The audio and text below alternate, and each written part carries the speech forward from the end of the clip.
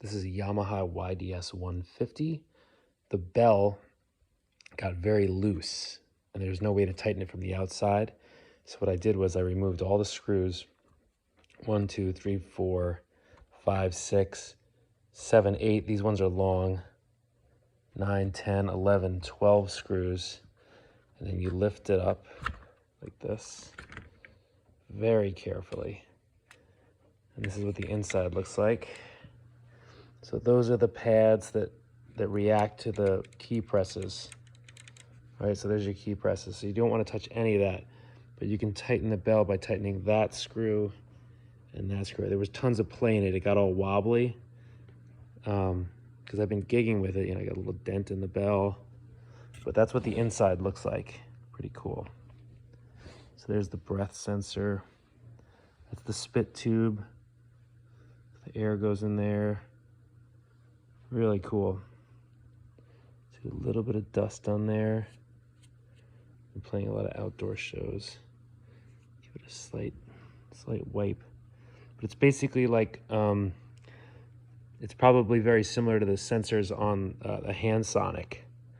And that the key presses are like the hand sonic touches. So this seems to be all all mechanical. And then it just has, when these things come in, they touch these little sensor pads, and they're all connected via these ribbon cables. So all the sensitive electronics are on one half, and then this half is all just a mechanical. It's basically just a mechanical button pusher, and this is a button sensor. Hope that makes sense. There's the speaker. So I looked online. There's no videos of anybody taking one of these things apart. So this is what it looks like inside. It's not that hard to get in there. It's just those 12 or so screws. And then these screws, because if you look down the barrel, you can't get to there's nuts in there and you can't get to the other side of it. So you can just tighten those down pretty tight, and then now the bell's nice and tight. So there you go. Yamaha YDS 150.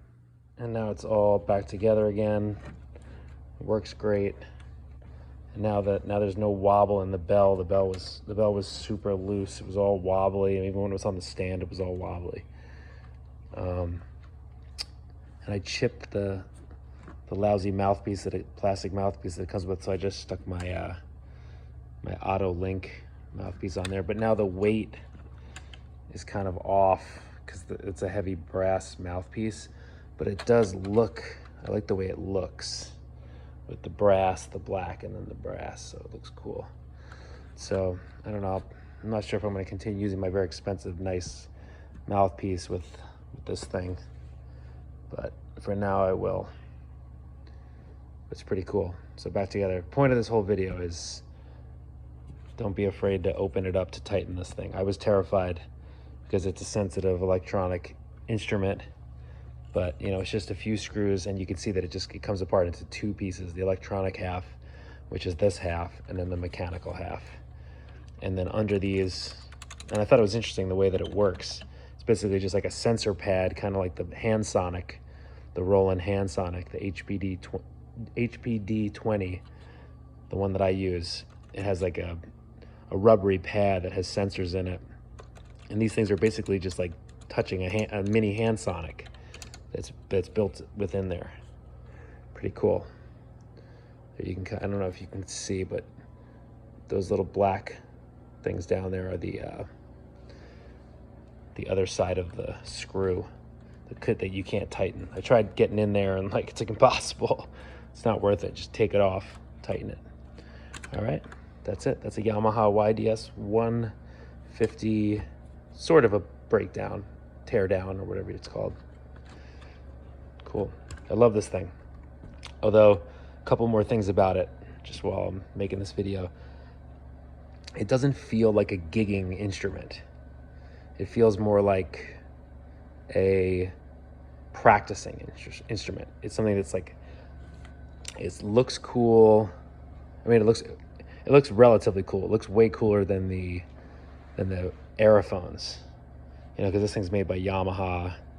And it feels like a saxophone. The keys feel like a saxophone while you're playing, where the aerophone kind of feels like plasticky buttons. This thing feels like real the saxophone keys. It has a very, you know, tactile feel to it compared to the aerophone. And but you know, it feels very delicate. But I guess saxophones in general are kind of delicate. They're tough to gig with.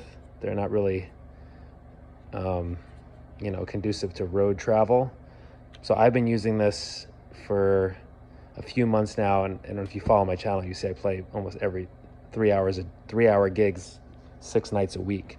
So I've been using this a lot on the road, playing shows, and it's been holding up okay. The only thing that was bad was that the bell got all loose, and I guess a lot of things. The bell got loose, and I broke the mouthpiece when I guess it fell over or something happened, chipped the mouthpiece. But I'm very weary of how long it'll last. I don't know if the aerophone's more durable, but this thing does not feel very durable. It feels very plasticky, even though it does have brass. But I don't know. That's just 2 cents for what it's worth for somebody. I've been using it for I probably played it in front of audiences for, I don't know, many hours. I can't do the math, but just go look at my channel. You can see how many hours I play. It's very cool, and the saxophone sounds in it sound pretty good compared to the aerophone. It doesn't have, the synth sounds are okay. They're like, eh, but the flute sounds good. The saxophone sounds all sound pretty good. The alto sounds pretty good. Okay, so that's it for the YDS-150. They're kind of hard to find right now. I had mine on back order for months. They're really hard to find. So that's another reason why I was afraid to open it up, because if you break it, that's it. That's your last chance, because there's none of them around. I don't know what's going on. Hopefully they haven't designed a new one that's better, and that's why they're not making any more, but I think it has something to do with some sort of supply chain issue with parts with the Yamaha factory. Yeah, let me see if there's a couple other things I could say. The batteries, I mean, it just does not last long. I bought super high capacity lithium, 1100 milliamp hours batteries. So you've got, I've got 4,400 milliamp hours, which is okay. It makes it through a gig. It makes it through about 2-3 hour gigs, and not playing the whole time. I'm not playing the saxophone, but I'm turning it on. I have it on the 5-minute countdown. So when I'm using it, it turns itself off after 5 minutes. If I don't play it for a couple songs, it turns itself off and saves the battery. And I've noticed that it lasts about 2 gigs doing that. I think they said that it lasts 3 or 4 hours on, which makes sense, because I'm playing a 3-hour gig. So say 6 hours. It's basically that third gig is when it usually dies. It makes it through 2-3 hour gigs being turned on and off, maybe a little futzing around during sound check, and maybe playing at home a little bit when you if you, God forbid, practice a little bit. Yeah, so that's it. Now the bell's nice and tight again, this used to be super wobbly. It was like, whoa, all over the place. So now nice and tight. Awesome. Cool. Yeah, so like and subscribe, and if you watch the live streams, don't forget to make a comment and ask for requests and tell me to play the saxophone more, because I need the practice. All right, you guys, thanks for watching. Let me know in the comments if you like my gear reviews, or you would rather me just shut up and play. All right.